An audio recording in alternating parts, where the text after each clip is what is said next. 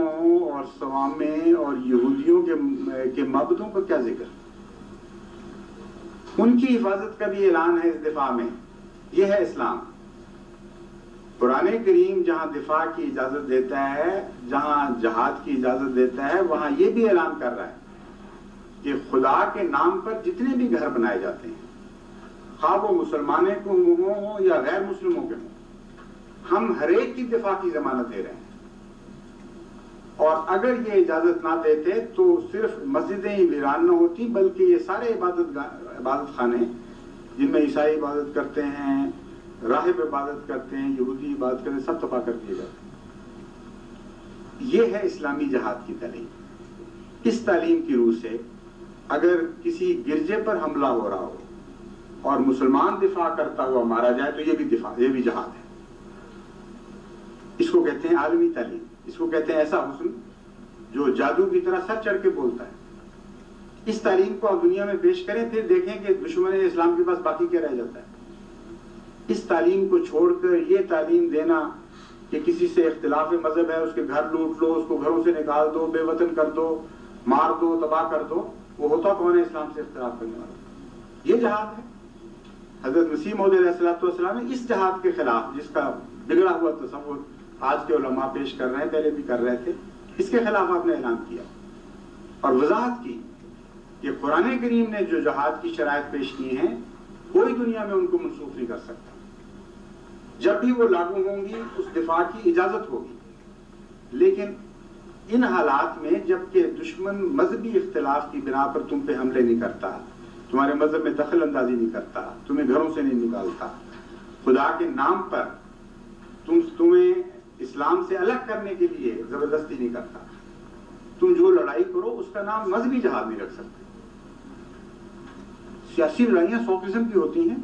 اب آپ یہ دیکھیں عراق لڑ رہا ہے کہ نہیں ایران کے خلاف؟ دونوں کی سیاسی لڑائیاں ہیں. اگر ایران کہے کہ یہ ہمارا جہاد ہے اور عراق کہے کہ ہمارا جہاد ہے تو کس کے مرنے والے جنت میں جائیں گے، کس کے مرنے والے دوزخ میں جائیں گے؟ کبھی یہ بھی ہوا ہے کہ دفاع کرنے والا جہاد کر رہا ہو، دفاع میں مرنے والا بھی جنت میں جا رہا ہو اور اس کو مارنے والا بھی جنت میں جا رہا ہو؟ اس لیے باشعور انسان کی طرح پہلے تعلیم کو مطالعہ کرنا چاہیے، قرآن کریم کی بنیادی تعلیم کو سمجھنا چاہیے، پھر فرق کریں مذہبی اور سیاسی جنگوں میں. اگر آپ یہ فرق نہیں کریں گے تو اسلام کا دفاع ہی نہیں کر سکتے آپ.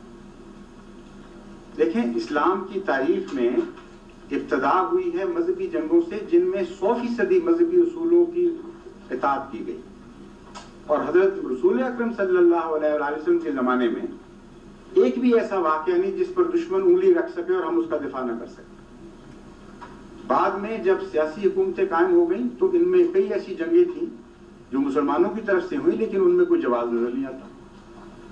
جب اس پر دشمن حملہ کرتا ہے اور کہتا ہے یہ تمہارا جہاد ہے تو کس طرح آپ دفاع کریں گے؟ یہی اصول ہے.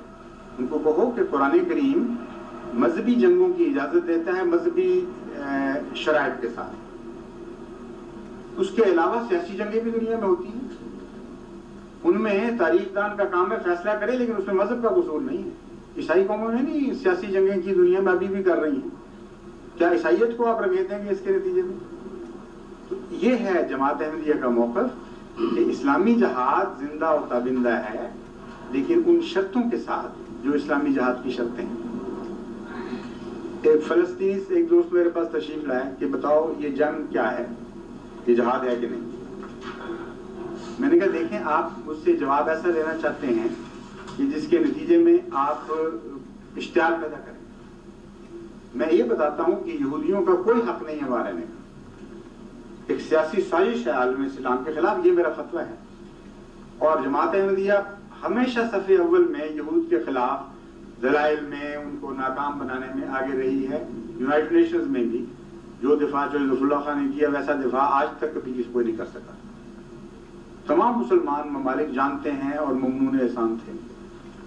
لیکن آپ اگر اس کو مذہبی جہاد ان معنوں میں کہتے ہیں جو رسول اکرم صلی اللہ علیہ وسلم نے فرمایا تو آپ مجھے یہ بتائیں کہ کیا نعوذ باللہ خدا تعالیٰ بے وفا ہو چکا ہے یا جھوٹ بولنے لگ گیا ہے؟ نعوذ باللہ من ذالک. اس نے تو یہ وعدہ کیا تھا پکا کہ میں تمہیں جہاد کی اجازت ہی نہیں دے رہا، میں تمہاری فتح پر قادر ہوں، اور آپ جو لڑائی کر رہے ہیں اس میں اس کا وعدہ کہاں گیا؟ کیوں ایک چھوٹی سی اقلیت بار بار آپ کو مارتی؟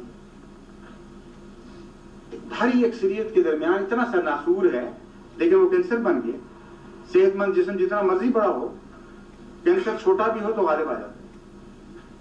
تو معلوم ہے آپ کے اندر صحت مند جسم کی مدافعت نہیں رہی۔ یہ ہو ہی نہیں سکتا کہ خدا تعالیٰ نے جو جہاد مقرر کیا اس کی شرطیں آپ پوری کر رہے ہوں اور اللہ آپ کو چھوڑ جائے۔ ایک طرف اللہ شیری کرے کہ ان اللہ علی نصرہم لقدیر، خدا قادر ہے نصرت پر، اور جب لڑائی ہو تو دشمن کو فتح دے دے اور مسلمان کو چھوڑ دے، ہو ہی نہیں سکتا۔ اس لیے مذہبی نقطہ نگاہ سے ضرور کوئی نقائص موجود ہے، ان کی آپ اصلاح کریں۔ تو خدا تعالیٰ کا وعدہ ہے ان الارض یرثها عبادی الصالحون، اسی زمین کے متعلق وعدہ ہے کہ میرے صالح بندے لازماً اس کے وارث بنائے جائیں۔ اس لیے آپ اپنے اخلاقی نقائص کی دور کرنے کی کوشش کریں، اپنے دین کے نقائص کو دور کرنے کی کوشش کریں، بندے صالح بنیں، اور پھر خدا کا وعدہ آپ کے حق میں پورا ہوگا۔